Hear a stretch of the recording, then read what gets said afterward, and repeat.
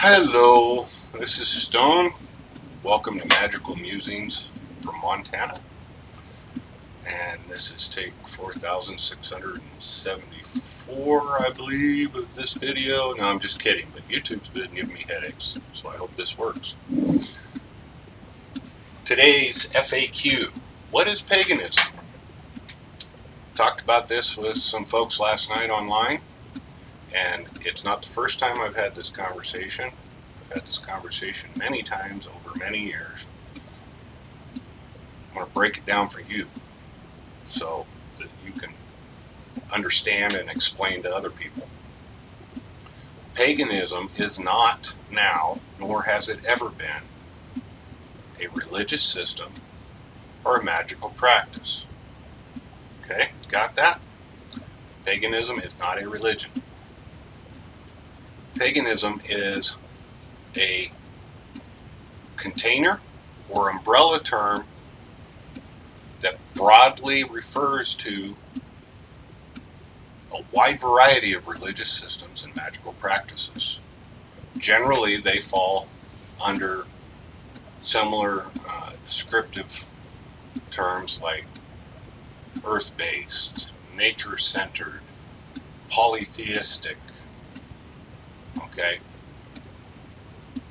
Each one of these is part of paganism, but it is not paganism as a whole. And magical practices aren't constricted or restricted to paganism. The monotheistic religions all have a rich history of magic working. The term pagan came from Old Latin. We're talking 1300 AD, so a little over 1,000 years ago. The term was pagus, I believe, or pages. I don't know how they pronounced it back then. If I was there, I don't remember being there. And the term referred to a country person, country dweller. You'll hear that a lot. It also referred to rural, meaning outside of the cities. The reason the term came to be applied in a religious sense is because you have to consider the historical setting of the time. In southern, central, western Europe, the empire of the Roman Catholic Church had spread its influence. The churches were within the cities or townships, and the enforcement of church regulation was supplied by the government.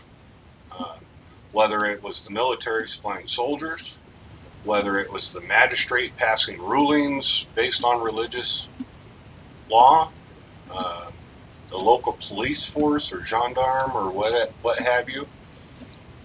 Well, the power that was provided to the church from the state was also restricted within the confines of the city, generally speaking.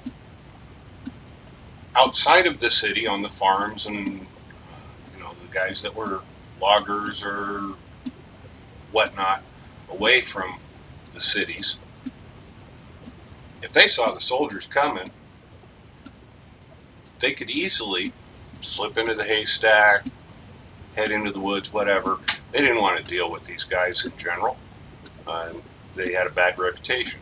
And the priesthood of the church didn't often travel outside of the cities. For one thing, they had duties within the cities because that's where the church itself was, and the courts, the noble courts. So they didn't travel a lot outside the cities.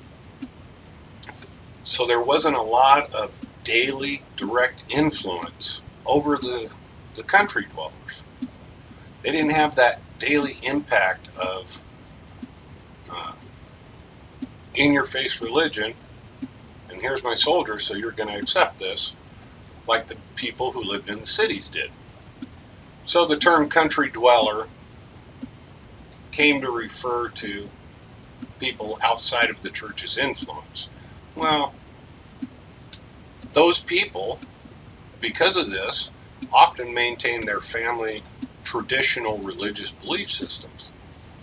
Sure, some of them integrated into the church, some of them integrated their personal religious practices into church practices and hid in plain sight that way.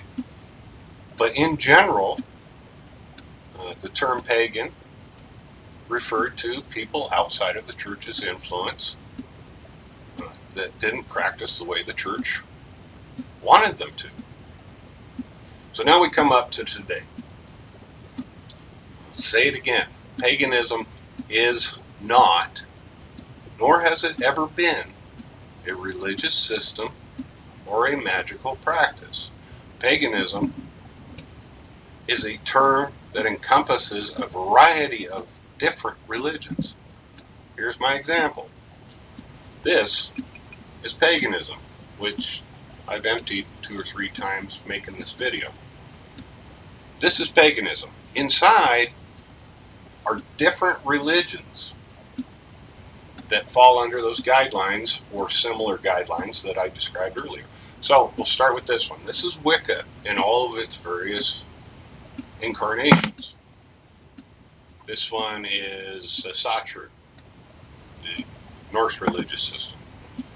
We'll call this one Huna, the Hawaiian religious system.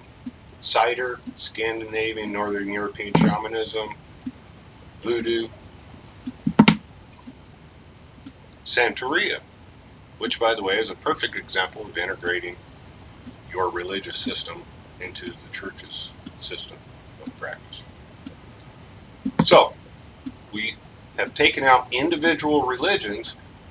What's left is simply an empty container.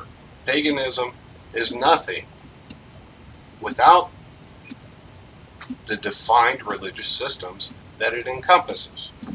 Okay? It itself is not a religious system or magical practice. I hope that makes sense to you. Teachers, I'm encouraging you once and for all to ensure that all of your students and contacts understand this. The media never will. New folks, when people ask you if you're a pagan, you can say yes. And when they ask about religion, you can say, it's not a religion. My religion is whatever. But paganism is not the religion. Okay? I hope this answered some questions and gave you some information to work with. Make sure you comment, share, and thanks for stopping by.